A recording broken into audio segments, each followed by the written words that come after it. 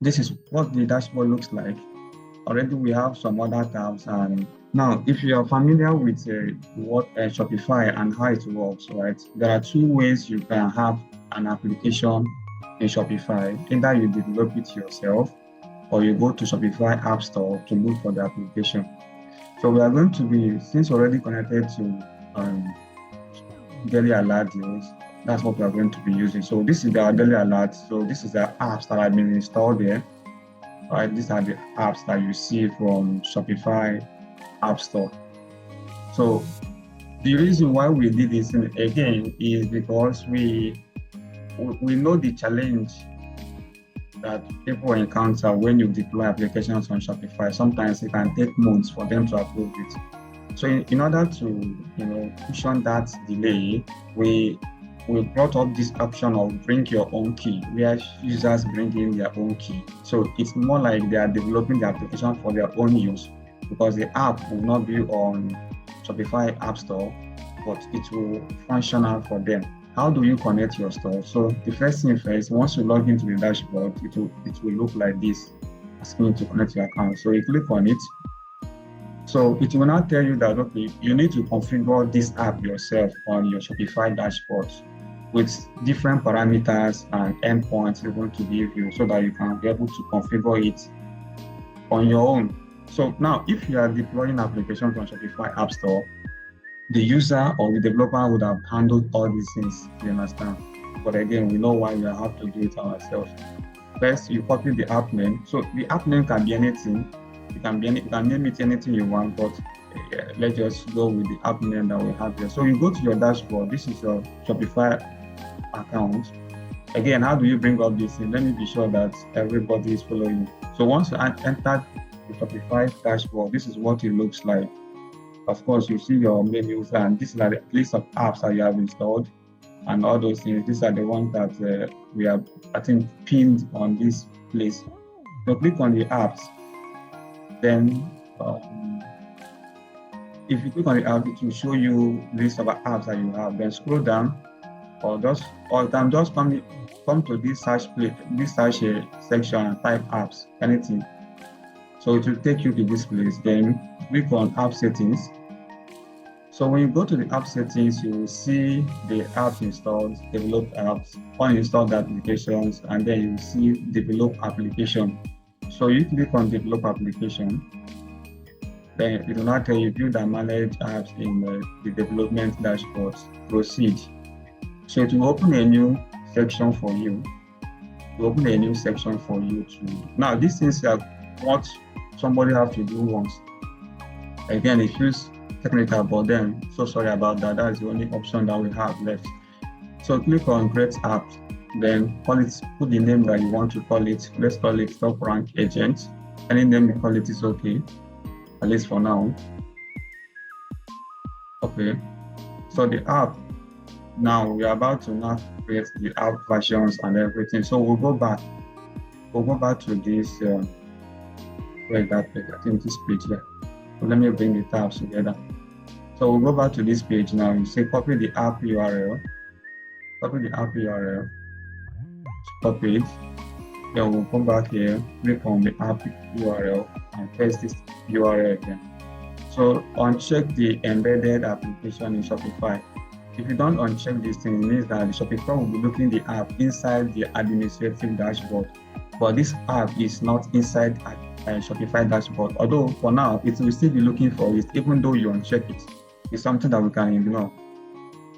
Make sure that you turn off this embedding. Then this is the app URL. So everything here is just copy what is here, come to this place, look for it there, and paste it. So this is the direct URL. I'll come back again. This is the scope. So the scope is the permission you want to keep these applications. You understand what the application can, the access it will have on your store, right? Definitely, you don't need to know much about it. Just copy the scope that is here. Come back to this scope here and paste your scope. You are done. That's all that you need to do here. Every other thing can remain the way it is, and then you proceed and click on release. So Again, you can add your version name or anything. It's optional. So you go ahead and release the application. Now, while that one is going on, we'll come back to this page. We have two pages. So we'll come back to the next page here. So in this page now, it's asking us for our store domain, the client ID, and the client secret. So again, we'll come back to this place. We'll go to settings. Then this is the client's ID. Copy your client's ID here. You paste it inside the client's ID. And then this is your client secret. You copy your client secret. And then you paste inside the client secret. So what we have not put in here is our domain URL. So by default, each store you create on Shopify will always have an extension of myshopify.com. Then you now have to be the one that will connect your domain names, which will now superimpose, you understand, on that domain names. So if you don't know how to find your domain names, you can just scroll down to domains. So if you go to domains, you will see the list of domains that you have. Sometimes you can have 2 domain names attached to your account. So this is the one we are looking for, not this one. This is the one that is connected to our store, right? So this is the primary one. That's the one you connect through the DNS record, but this is the primary domain name. So we'll click on it. I just want to copy the name. Then come back to this place and then you paste it. So that's all that you need. And this is what have to be done just once in the lifetime of the application. So once you are done here, the connection authentication flow will start happening.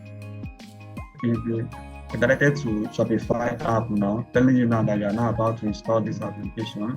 Of course, it will tell you that this app has not been reviewed because it's not on Play Shopify store. So you go ahead and click on install.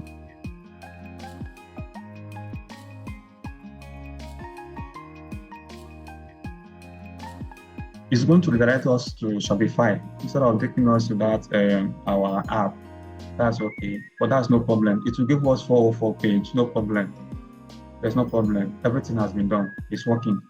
This 404 is that it's trying to find the app inside Shopify, even though we tell it that we don't want it to, it's not inside Shopify, but somehow it's still looking for it. So you look at it here, you can see the app now that you installed, and you will see there is an icon here showing you that open on a new tab. Okay, now you can see that the account has been connected successfully. So we now have the daily alerts to stores, but there's no audit that in the store. Nothing has been done. There is just found that it is newly connected. So the user, first thing first is to run an audit to know what the account looks like. So we'll proceed to run an audit and wait for it to finish. Checklist, 100 of them. Okay. So we are done here. The score shows 50%. So again, you will see these status are coming. User can go on here and click on this, and then it take you to the SEO audit page. Here you can see the list of different things that are affecting the stores with their different levels of severity. Of course, there are some that will tell you what it is. Like this one is the render block resources. So now this one requires the use of AI agent to write a schema that would fix this code. But you cannot be able to do it unless you upgrade the account. So now if I go back to those sections now, you see that I now have a button to fix this thing with AI. So I can click on AI to fix it. Now it's going to start reading the backend, understanding the plugins, like the theme file that I use, studying the theme structures, and be able to read the relevant files and identify the file that I need to work on, the target file, and where the file is located in my repeat file, in my theme files. So it's going to write a block of code here. Look at it. It's going to write the block of code and tell me the diagnostic insights, and then it will write a blog post and tell you where to put it. So it will also give you a link. If I click on this link, it will open on a new tab for me. You can come back and verify the code. So it's loading the content. So, but then while this is going on, I just want to show us that before we edit anything like editing users' content, we have a mechanism that before we edit anything, that will back up the user's file, that the team file, because we are about to do something that can break your file. But so this is the file. If I copy this thing, I just need to come here and paste it here. And once I paste it, I'll come back and verify whether it is working. If I click on verify now, it will go and check this file, whether I have added it. It said that I have not fixed it yet, because yes, I have not added anything there. Again, like I said, we already have a backup of this thing. So in case anything goes wrong, the user can always come back to the app settings, click on the backup, and copy their backup, because this is the backup before the fix. So any fix is done before backup. Now, if the user doesn't find it interesting to do this thing, they can also ask the AI agent to help them, fix the whole thing. You're going to see the product list. These are the list of products that you have and their SEO scores. So you see, these are the meta informations attached to this product. This one does not have meta informations. These ones, you see, a lot of them does not have meta. Some of them have different SEO scores and etc. You see them. So you can edit them manually.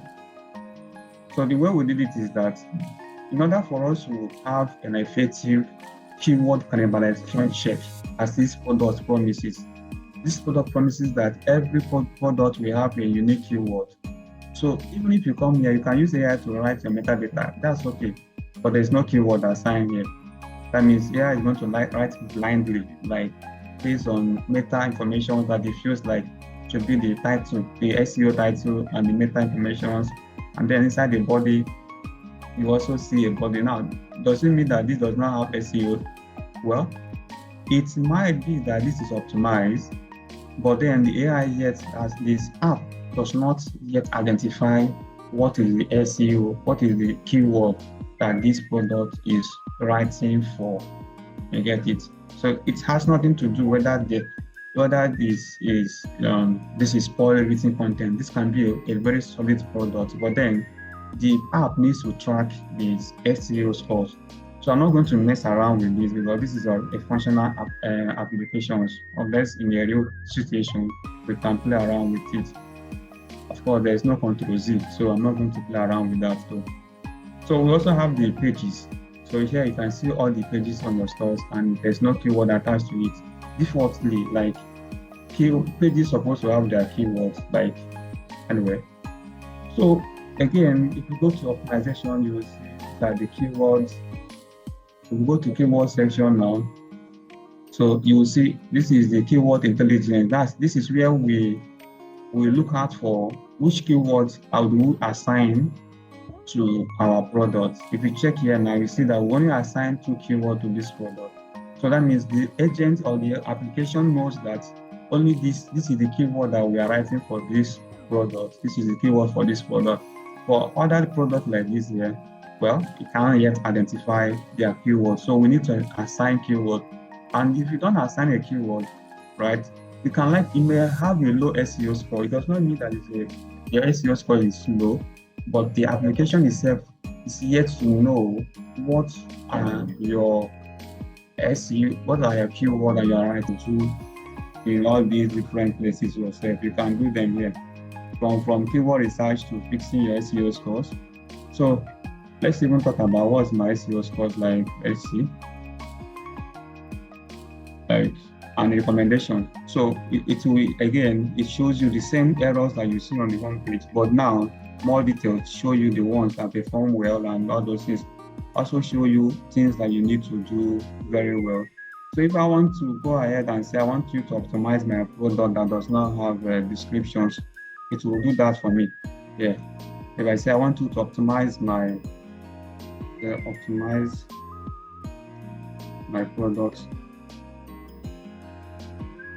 so now it's able to give us our products and show us the one that is missing.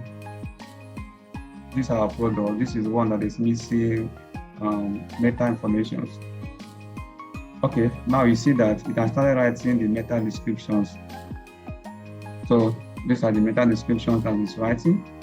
Again, I can choose to accept it and I choose not to accept it. So for this time around, customize the new title and the new meta information. You see that. So instead of me going to that place and be doing them one after the other, I can quickly do them here. And what I just need to do, let me just accept them because there's nothing bad about that.